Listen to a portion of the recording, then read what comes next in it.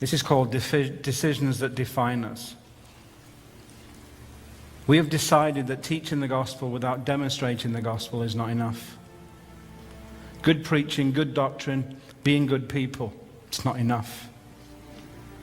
We've decided that having a good church club is not enough. Good fellowship, it's not enough. And just being a member of that club is not enough. We've decided that having good Bible studies is good, but not good enough. That just making it to heaven is not our goal. And that knowing about God without truly knowing and experiencing God is meaningless. We've decided that having good programs is not enough. That change without transformation is intolerable. And that staying the same is not an option. We've decided that gifting without character is futile. We've decided that singing songs without worshiping is hollow, and having meetings without God showing up is pointless. We've decided that having faith without works is not enough, and having works without love is not acceptable. That our function comes out of our relationship first with the Father and second with each other. We have decided that reading about the book of Acts without living the book of Acts is unthinkable. We have decided that confident faith is good, bold faith is better.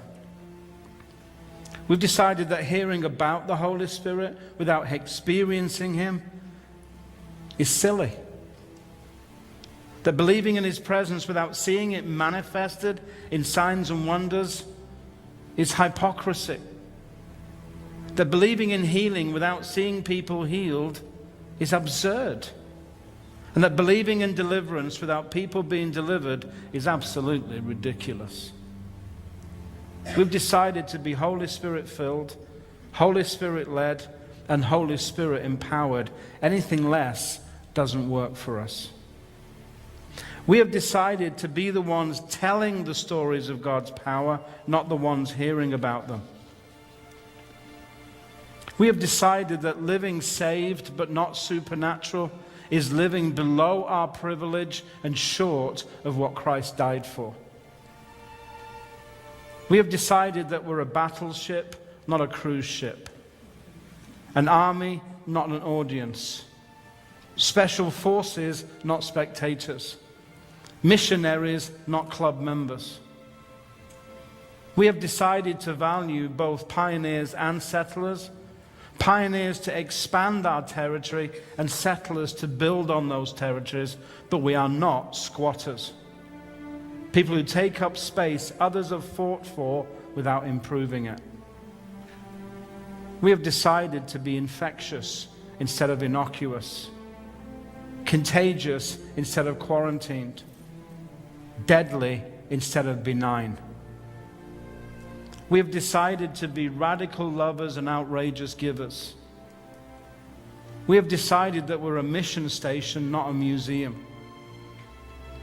Therefore, we honor the past, but we don't live in it. We live in the present with our eyes on the future. We see past events, successes and failures as stepping stones, not stop signs. We pursue learning in order to be transformed, not learning in order to know. We are people of engagement, not observation. We focus on what could be, not on what is or has been. We are not limited to the four walls of this building. Our influence is not restricted by location. Not even the nations are out of bounds. We are more concerned about how many we send out into the world than how many we convince to come into the building. This building is meant to be filled, and it will be, but it will not be the measure of who we are or the measure of our effectiveness. We raise up world changers, not tour guides.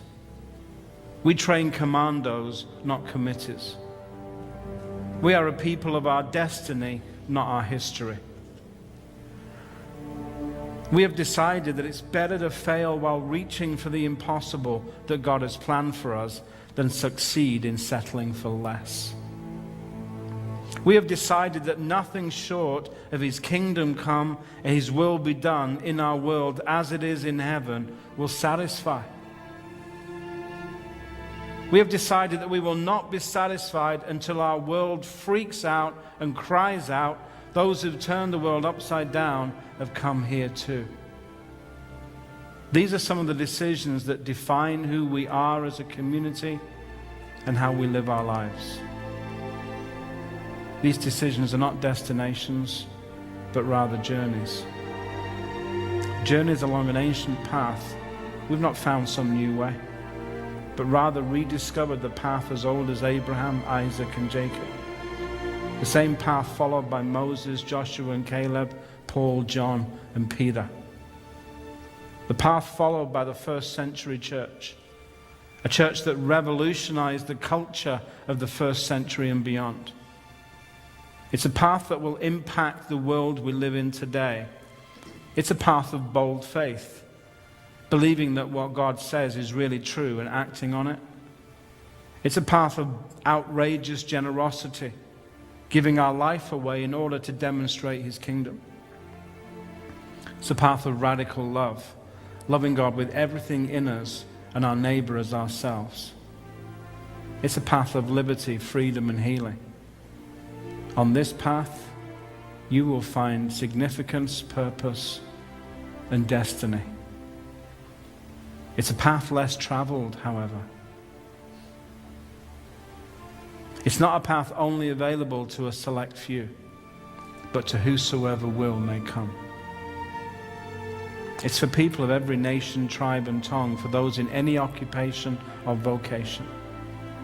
No matter where you are in your life journey, there's room on this path for you.